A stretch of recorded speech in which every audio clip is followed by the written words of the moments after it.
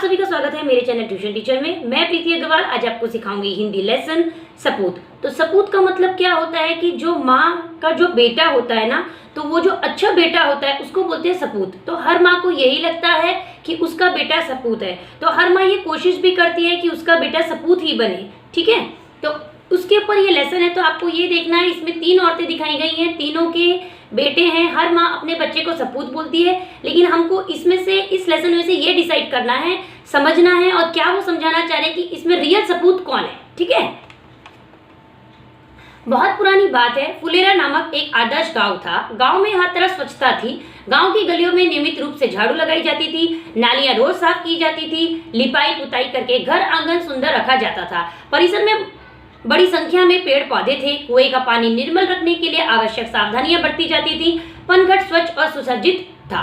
अब देखो, जैसे कि हमारे दिमाग में ये बात आती है गांव, तो हमारे दिमाग में क्या आता है कि गांव है ना, तो मतलब बोलते ना कि अच्छा नहीं होगा, साफ सुथरा नहीं होगा, गंदगी होगी। लेकिन फुलेरा नामक जो यहाँ पे गांव दिखाया है ना, वो कैसा था? आदर्श गांव था, मीन्स एकदम सिस्टमेटिक तरीके से था। वहां पे हर तरह स्वच्छता थी, अच्छे से झाड़ू लगाई जाती थी। ऐसा नहीं था कि गांव है गंदा है ना तो पड़ा रहने दो, ऐसा नहीं था। ठीक है, नालियां जो थी ना उसको भी साफ कराया जाता था। ठीक है, लिपाई पुताई यानी कलरिंग वगैरह करके, मीन्स वो जो गाँव था उसको एकदम नीट एंड क्लीन रखते थे। और जो कुएं का जो पानी है ना, उसमें भी वो कैसे सही मतलब साफ सुथरा रहे, उसके लिए भी वो सावधानियां बरतते थे, जो भी उनको लगता होगा। ठीक है, एक दिन पनघट पर 3 स्त्रियां पानी भर रही थी। वे अपने अपने लाडले के गुणों का बखान कर रही थी। एक बोली, बहन मेरा सपूत बड़ा विद्वान है, जब से शहर से पढ़कर आया है, चारों ओर उसकी धूम मची है। बड़े बड़े ग्रंथ पढ़ लेता है, आकाश के तारों को देखकर उनके नाम बता देता है, देश विदेश की सभी बातों का उसे पता है। ठीक है, अब देखो इसमें क्या, पनघट जहाँ पे वो पानी भरने के लिए आ रही है। गाँव है तो ऐसा नहीं है कि नल है, जैसे आज शहरों में है पानी आया और आपने भर लिया। गांव में कैसा है, कुआं है। आज शहरों में भी कहीं कहीं आप छोटे छोटे जो एरियाज होते हैं उसमें आपको कुआं देखने को मिल ही जाएगा, लेकिन बहुत कम लोग होंगे जो कुएं से पानी भरते होंगे। मोस्टली सबके घर में पानी आता ही है। लेकिन इसमें क्या है, पनघट पे 3 औरतें जाती हैं और तीनों पानी भर रही होती हैं। तीनों में से एक औरत ये बोलती है कि मेरा बेटा जो है ना, बहन मतलब अपनी जो फ्रेंड है उसको वो बोलती है बहन, है ना, कि मेरा बेटा कहाँ से पढ़कर आया है, शहर से पढ़कर आया है, और है ना उसकी धूम मची हुई है। मीन्स सब लोग उसको बोलते हैं ना, उसके बारे में बातचीत कर रहे हैं, मतलब खुश है वो बोलती है बड़े बड़े ग्रंथ पढ़ लेता है ना, और आकाश में जितने तारे हैं ना, वो तारों को देख के ना उनके नाम बता देता है। देखो अब उनको कितनी खुशी है, यानी वो गांव में रहते हैं ना, तो उनको ऐसा लग रहा है कि उन्हें जो चीज़ का पता नहीं है, जो चीज़ वो नहीं जान पाए, उनके बच्चे ने वो चीज़ करके दिखा दी, तो उनको उस चीज़ में प्राउड फील हो रहा है, इसलिए वो उसको कह रही है सपूत। दूसरे ने जोश में झट से आगे बढ़कर कहा, अरे सखी, मेरे लाल जैसा बलि तो 10-5 गांव में देखने को भी नहीं मिलेगा। 500 दंड बैठक वह रोज सुबह लगा लेता है। अखाड़े में जब ताल ठोककर उतर पड़ता है तो बड़े बड़े पहलवान तक उसका मुकाबला करने से घबराते हैं। वह मेरा सपूत है। अब देखो दूसरी वाली क्या बोलती है कि पहली वाली ने तो क्या नाम से बुलाया था अपनी फ्रेंड को, बहन, और दूसरी वाली बोलती है सखी, यानी वो भी फ्रेंड। ठीक है, कि मेरा लाल जैसा बलि तो 10-5 गाँव भी आप देखोगे ना तो भी आपको ऐसा नहीं मिलेगा। वो दंड बैठक मतलब अप एंड डाउन वो कितने का लेता है, 500 मीन्स 500 अप एंड डाउन वो कर लेता है। ठीक है, और ताल ठोककर बड़े बड़े पहलवान को, यानी मीन्स बोलते हैं ना बिना डरे वो पहलवानों के साथ में मुकाबला कर लेता है। ठीक है, वह मेरा सपूत है। अब देखो ये भी बहुत बड़ी बात है ना कि आपके पास ताकत भी होनी बहुत जरूरी है। ठीक है, दिमाग भी होना जरूरी है और ताकत होनी भी जरूरी है। अब तीसरी स्त्री की बारी थी, पर वह चुप रही। इस पर उन दोनों ने कहा, बहन तुम चुप क्यों हो, लगता है तुम्हारा लड़का कपूत निकला। देखो अब कैसा होता है ना कि किसी किसी के अंदर एक आदत होती है कि जब सब बोल रहे हैं तो मैं भी बोलूं, लेकिन कुछ लोग कैसे होते हैं, नहीं बोलते हैं। तो जब वो नहीं बोलते हैं ना, तो सामने वाले को क्या लगता है कि इसमें कमी है, तो चलो इसको कुछ ना कुछ तो बोल के परेशान किया जाए। तो उन्होंने तो अपने पहली वाली ने तो ये बोल दिया कि विदेश से पढ़कर आया, दूसरी वाली ने बोला कि वो पहलवान है। ठीक है, अब तीसरी वाली को भी कुछ ना कुछ बोलना चाहिए था, लेकिन वो कुछ नहीं बोली, तो उन्होंने उसके बेटे को कपूत बोल दिया। ठीक है, पहली बात तो इस तरीके के शब्द बोलने ही नहीं चाहिए। तीसरी स्त्री बिना किसी जोश या गर्व से बोली, बहनों सपूत या कपूत जैसे शब्द तो मैं नहीं समझती, पर मेरा लाल मेरे लिए बहुत अच्छा है। ठीक है, आपका बच्चा पढ़ा लिखा है, बहुत अच्छी बात है, आपका बच्चा पहलवान है, बहुत अच्छी बात है, लेकिन मैं बोलते ना ये सपूत कपूत जैसे शब्दों पे मैं नहीं वो करती हूँ, लेकिन मैं ये जानती हूँ मेरा बच्चा मेरे लिए बहुत अच्छा है। वह सीधे साधे स्वभाव का साधारण किसान है, दिन भर खेत में जुटा रहता है, शाम को घर का काम करता है। आज बहुत कहने सुनने पर वह मेला देखने गया, इसलिए मुझे पानी भरने आना पड़ा।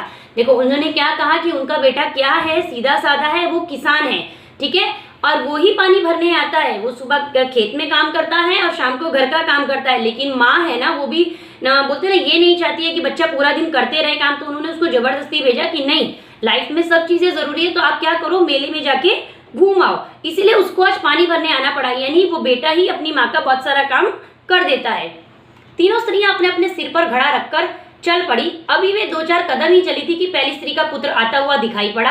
पास आते ही उसने अपनी माँ से कहा, व्याख्यान देने जा रहा हूँ, भोजन वहीं करूंगा। ठीक है, अब देखो, जब पानी भर लिया तो पानी किसमें भरा उन्होंने, घड़े में, ठीक है, पॉट में।